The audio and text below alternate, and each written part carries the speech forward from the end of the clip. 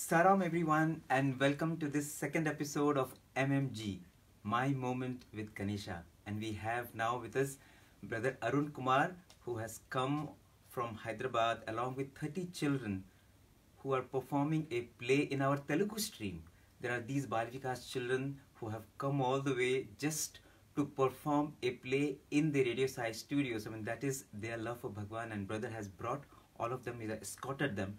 And brother Arun Kumar is someone who has had many moments of physical proximity with Bhagawan.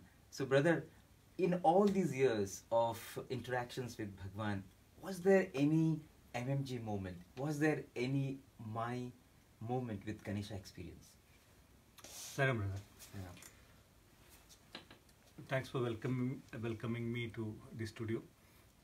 Before I respond to your question, let me just give a brief background of where I come from. I joined Prashanthi Nilayam as a student in the year 1997. I joined the MBA course, and when I joined the university, I had absolutely no experience of who or what Bhagawan was. So it is as a student, after I joined here, that I was slowly exposed to who Swami was.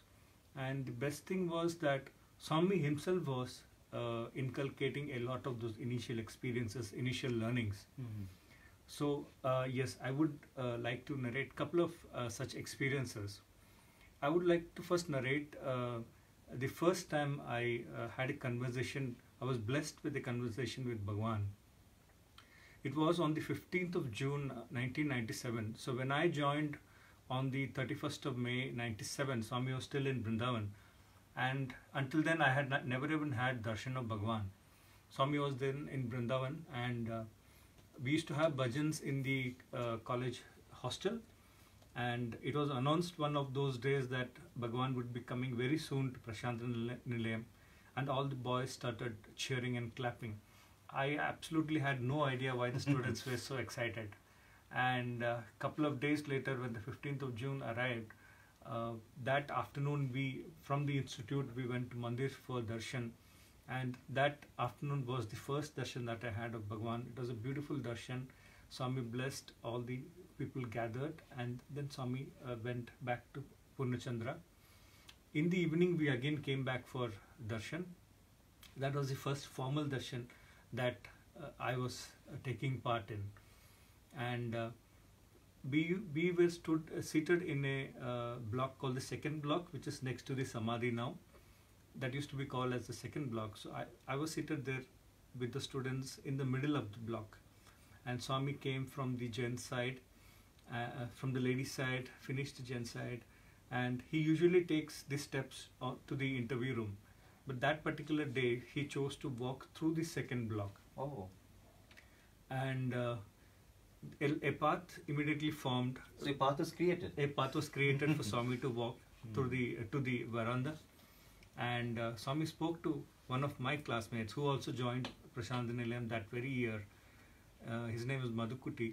And Swami asked him, "Where do you come from?" And he said, "Swami, from Calicut." Mm-hmm. Swami asked, "Not Calcutta?" He said, "No, Swami, Calicut." Swami said, "Manchidi." And Swami took a few steps, and he just passed by me, and this was the closest that I am seeing Swami for the first time. And I was all tensed and frightened. And just about when he was about to cross me, he turned and looked right into my eyes. And anyone who has experienced that moment when Swami looks into your eyes, you forget everything. You are just frozen in time. Blanked out. That is what happens. And there was so much fear. And Swami looked at me and he asked the same question, "Where do you come from?" And it was the first time that Swami was speaking to me, and I couldn't even comprehend the words that Swami spoke. So I knelt down and I said, "Pardon, sir." I didn't even know that you addressed Swami as Swami. I said, "Pardon, sir." He again repeated the question, "Where do you come from?" I said, "Sir, from Hyderabad." And he asked, "Which course?" I said, MBA course, sir." "What do you mean by MBA?" he asked. I said, "Master of Business Administration." Then he didn't say anything. He just smiled and he walked past. Only later, as the classes started for the MBA course, I came to know that Swami stands for for Swami, management means MMM, Master of Man Management, and not MBA. So that was a learning. So that was the first time. I had absolutely no idea of who Swami was, and this was the first interaction, and I was addressing Swami as sir. Now coming to the MMG movement, this incident occurred in the year 1997, the first year that I was here as a student. And it was one evening when Swami was standing in the Sai Hall on the steps between the second and the third block. He was talking to some of the elders, and there were some school students who had cameras, and they were taking Swami's pictures. And Swami looked at one of the school students. His name is Achintya. Swami asked him, "Where is your camera?" And the boy said, "Swami, it has got spoiled." Swami said, "You give it back to me." It was Swami who had given the camera to him. Swami said, "You give it back to me, I'll give you a new one." And then Swami looked at me, smiled, and asked, "Where is your camera?" So I didn't have a camera. I said, "Swami, I don't have a camera." And Swami smiled and said, "I will give you camera." And I forgot about this. Couple of days later, in the meantime, I had spoken to my mother. So my parents were in Hyderabad. So we were always brought up with the feeling that everything should first begin with Lord Ganesha. So our day begins with Shuklam Bharadaram. So any prayer, everything Ganesha first. So in passing, when I told my mother that Swami said he will give me a camera, so my mother said, "Before you click Swami's picture, you first click Ganesha's picture." Oh, okay. So I said yes. So we have a beautiful Ganesha in the hostel, and we also have a very good Ganesha in the institute building. And I said, "Okay, I will do that, and then I'll start taking Swami's pictures." And a couple of days later, I had forgotten all about this. And that day after the interview, as Swami stepped out, suddenly one of the students murmured that Swami is bringing camera. Because the students also had heard that Swami said that he will give this camera. And Swami came, and he had his hand hidden behind him. Oh. And he came forward. We were seated in the third block. Third block is in front of the Samadhi. We were seated in the third block, and he just called me forward. And then he revealed the bag. It was a black leather bag. So he unzipped it and he removed the camera. It was a silver-colored Olympus camera. And Swami showed me how to open the camera. So the moment you slide the cover, the flash as well as the lens comes out. The analog cameras, film cameras, right? Yeah. Yes. It was a beautiful camera, and Swami showed it, and then Swami closed it and he gave it to me. And then he said, "Take my picture." He said, "Take my picture." And he gave it to me. So I was in 2 months. First thing is, I didn't know how to operate this camera. Second thing is, what my mother said was, first take Ganesha's picture and then take Swami's picture. And then Swami took a few steps, and he was talking to one of our teachers, Dr. Bhagya sir. And I was trying to figure out how to open this, because you couldn't make out that it is shaped in such a way you couldn't make out where the opening is. And I was thinking that, okay, Swami is talking to the teacher. He might now forget about it. He might go inside. So in the meantime, I'll figure out how to use this camera. I will go to Ganesha, take his picture. Somehow take Ganesha's picture first. Just take Ganesha's picture first, and then Swami's picture. I was thinking all this thing, and then Swami suddenly turned from there. Oh. And he said, "Hey, take my picture." Now this was a stern remark. Like a command. Command, yes. And not something that you can ignore. Opened it, and he said, "You have to look through the viewfinder here." So he's explaining to you. Yes. And this is the button. If you press this, then the photograph gets taken. And he handed over the camera to me, and he stood right in front of me, so close, you couldn't even see the hair. It was just Swami's face. And I was like praying, "Oh Ganesha, please, please bless." And Swami gave a beautiful smile. Wow. And that picture was taken. Fantastic. So my learning over a period of time was, Swami did not want me to differentiate between Ganesha and Swami. It was a learning for me that Swami himself is Sai Ganesha. So that is one beautiful experience with Ganesha. Second thing I remember is this happened in Mudnahalli. We were a group of students who accompanied Swami on a trip from Vrindavan to Prashanti Nilayam. And that particular afternoon, the teachers of Mudnahalli had prepared a lunch for Swami, a stopover there. And Swami was showing the students the Mandir hall, the school building and all. So there was a beautiful Ganesha temple next to Swami's Mandir. And Swami was showing it to us. And while showing it to us, he also took a pradakshina sort of around Ganesha. He himself? He himself. He was just showing us. And so as he was doing that, he also took it around. And later we realized that even Swami had gone around Ganesha.